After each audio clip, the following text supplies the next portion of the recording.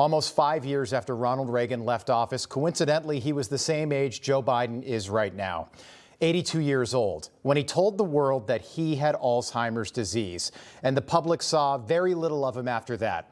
Reagan died 10 years later in 2004 with his dignity intact. In fact, his legend only grew during those final years of his life. And tonight, our message to the Biden family is simple.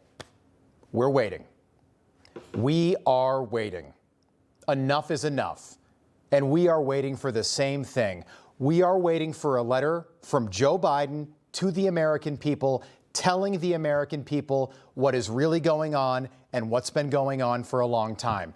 And we will be criticized for saying that, for asking that question. But we promise you, it's coming. We just hope it comes before Joe Biden is gone. Because none of what America witnessed over the last 4 years was normal.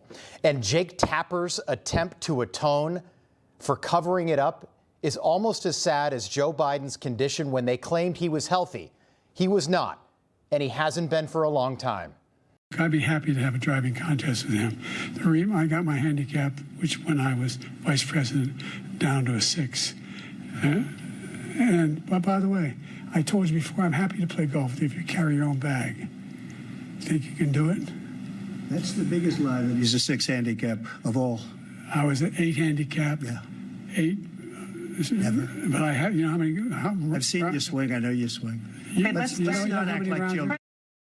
It's important to note that what the country witnessed over the last 4+ years is not actually a cover-up. It's not appropriate to call it a cover-up because half the media covered the story. We covered the story.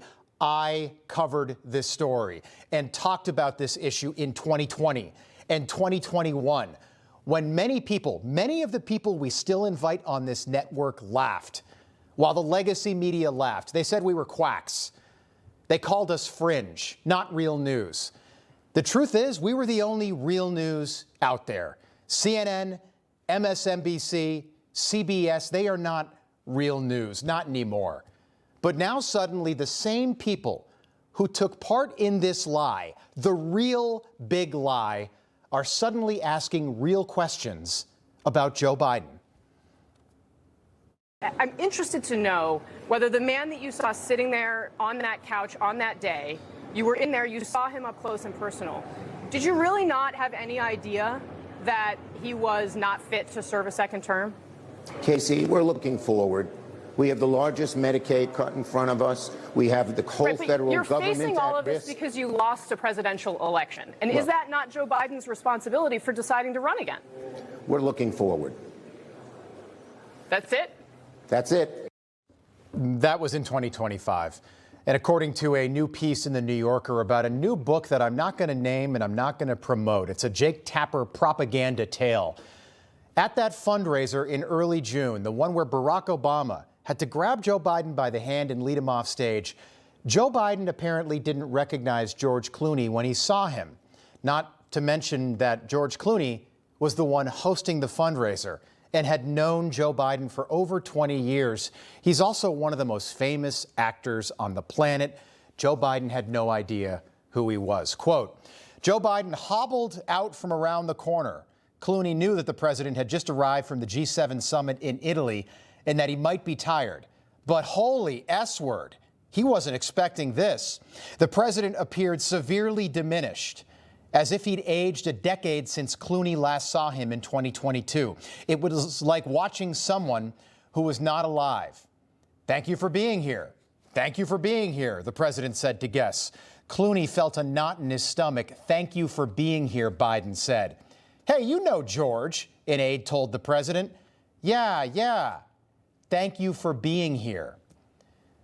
After that, Joe Biden debated Donald Trump. And after that, George Clooney finally worked up the courage to write an op-ed calling for Joe Biden to get out of the race. George Clooney is not a hero. George Clooney is not a profile in courage. George Clooney is just like Jake Tapper. Part of the lie to the bitter end. They all were. And as a result, many of the biggest names in TV lost their jobs. Take a look. He is among the people that are responsible for this. The leaders of the Democratic Party, the staff of the White House, and I have to say, I find everybody now talking to these authors, get out of here. Why is the Democratic Party in worse shape? Because of this distrust, because of this, frankly, what the public feels as if the party leadership let them down and let this happen. He's as responsible as anybody else. Chuck, you're as responsible as anybody else. I also love what you're doing with your hair, Chuck. It looks great. But Chuck, where was all that last summer when Joe Biden was still running for president and you were host of Meet the Press, one of the most prominent shows on television? Where were all those questions then, Chuck? This is the big lie of our time. People like Casey Hunt, Jake Tapper, Chuck Todd, they are still trying to pretend that because none of them had medical degrees, there was no way of telling if something was wrong with Joe Biden. Like they didn't have eyes or a brain. We know they don't have common sense, but they do have eyes. It all started with the staircase. Joe Biden kept falling going up the stairs, which is really odd. So they replaced that larger staircase with a smaller one, and he would go right into the cargo hold on Air Force One. This is all perfectly normal, we were told. Then it was his shoes. It started with black leather loafers. They were replaced by black orthopedic sneakers. This is all perfectly normal, we were told. Then it was note cards with instructions on where to walk and what reporters to call on. In many cases, with instructions that read, you sit down. You say, good afternoon. And then Joe Biden took a real, actual question from our colleague and friend, James Rosen, who works at Newsmax. For almost a year after this question was asked, James Rosen was banned from the White House. Take a look. Thank you very much for this honor. James Rosen with Newsmax. I'd like to raise a delicate subject, but with utmost respect for your life accomplishments and the high office you hold. A poll released this morning by Politico Morning Consult found 49% of registered voters disagreeing with the statement, Joe Biden is mentally fit. Not even a majority of Democrats who responded strongly affirmed that statement. Well, I'll let you all make the judgment whether they're correct. Well, so the question I have for you, sir, if you'd let me finish, is why do you suppose such large segments of the American electorate have come to harbor such profound concerns about your cognitive fitness? Thank you. I have no idea. Yes, sir. After that, Jill Biden started hosting cabinet meetings for her husband. Jill Biden, who is clearly and unequivocally an elder abuser. Jill Biden is not a good person. And if you're going to finally start telling the truth about Joe Biden, you should tell the truth about Jill Biden, too. We have been for a long time. This all didn't happen 25 years ago. This wasn't even 25 months ago. This was less than a year ago.